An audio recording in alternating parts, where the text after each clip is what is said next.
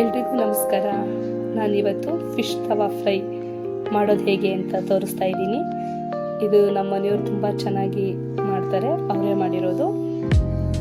ಹೇಗೆ ಮಾಡಿದ್ದಾರೆ ಅಂತ ತೋರಿಸ್ತೀನಿ.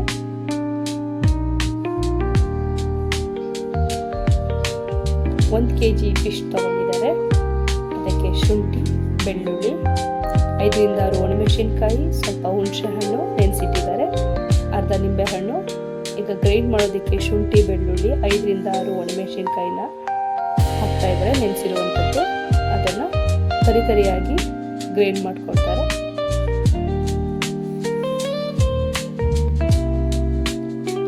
ಈಗ ಫಿಶ್ಗೆ ನೆನೆಸಿರುವಂಥ ಹುಣಸೆ ಹಣ್ಣನ್ನು ಹಾಕಬೇಕು. ಅದಕ್ಕೆ ಅರ್ಧ ನಿಂಬೆ ಹಣ್ಣು ಹಾಕಿ ಚೆನ್ನಾಗಿ ಮಿಕ್ಸ್ ಮಾಡ್ಕೋಬೇಕು.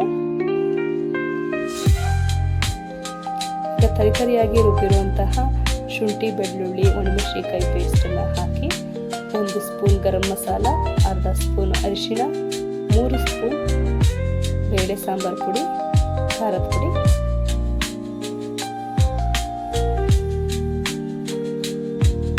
ರುಚಿಗೆ ತಕ್ಕಷ್ಟು ಉಪ್ಪು ಹಾಕಿ ಚೆನ್ನಾಗಿ ಮಿಕ್ಸ್ ಮಾಡ್ಕೋಬೇಕು.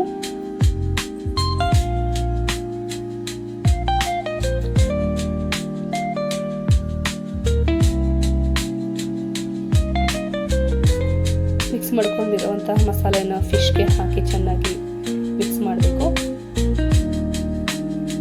ನಿಮಗೆ ಖಾರದ ಪುಡಿ ಎಷ್ಟು ಬೇಕೋ ಅಷ್ಟು ನೋಡಿ ಮತ್ತೆ ನೀವು ಹಾಕಿ ಮಿಕ್ಸ್ ಮಾಡ್ಕೋಬಹುದು ಖಾರದ ಪುಡಿನ.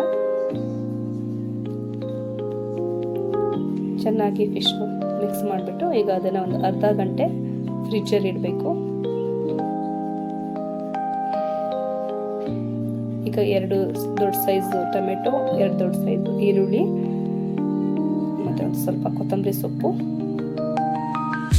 ಕಟ್ ಮಾಡಿ ಇಟ್ಕೋಬೇಕು ಸೈಡಲ್ಲಿ. ಈಗ ಫಿಶ್ನ ತವಾ ಮೇಲೆ ಹಾಕಬೇಕು. ಹಾಕಿ ಲೋ ಫ್ಲೇಮಲ್ಲಿ 5 ನಿಮಿಷ ಬೇಯಿಸಬೇಕು. ಫಿಶ್ನ ಮುಚ್ಚಳ ಮುಚ್ಚಿಬಿಡಬೇಕು.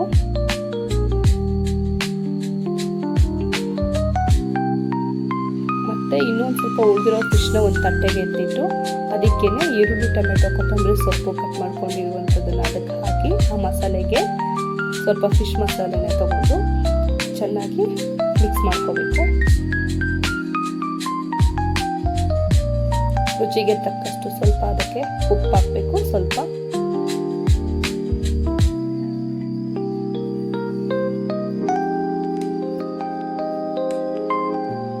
ಲೋ ಫ್ಲೇಮಲ್ಲಿ ಬೇಯಬೇಕು. ಅದು ಒಂದು 5 ನಿಮಿಷ. ನಂತರ ಅದನ್ನು ಮತ್ತೆ ತಿರುಗಿಸಿ ಹಾಕಬೇಕು. ನೆಕ್ಸ್ಟ್ ಇನ್ನೊಂದು ಸೈಡ್ ಬೇಯೋದಕ್ಕೆ.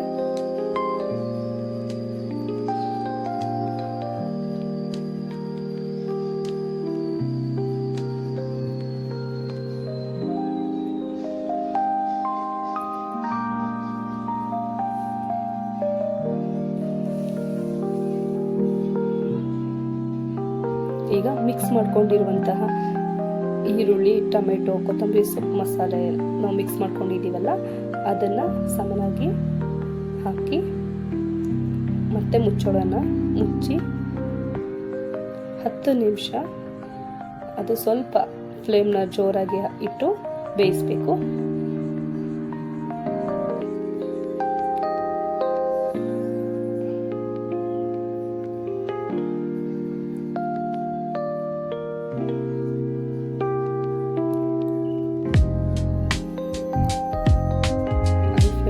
ಸ್ವಲ್ಪ ಚೆನ್ನಾಗಿ ನೋಡಿ ಬೆಂದಿದೆ ಅಂತ ಸ್ವಲ್ಪ ನೋಡಿ, ಬೆಂದಿಲ್ಲ ಅಂದರೆ ಇನ್ನೊಂದು ಸರಿ ಅದನ್ನು ಬೇಯಿಸ್ಕೋಬೋದು.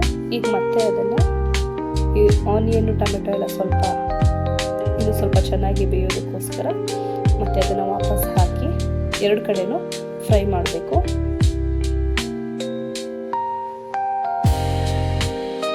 ಮತ್ತೆ ಅದರಲ್ಲಿ ಮತ್ತೆ ನಾವು ಸ್ವಲ್ಪ ಲೋ ಫ್ರೈ ಮಾಡಿಕೊಂಡು ಅದನ್ನು ಬೇಯಿಸಾದ್ಮೇಲೆ ರುಚಿಯಾದ ಫಿಶ್ ತವಾ ಫ್ರೈ ರೆಡಿಯಾಗಿದೆ.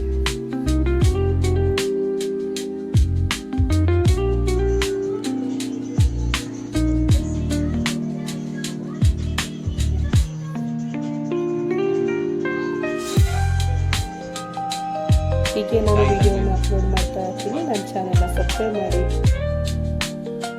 Thank you.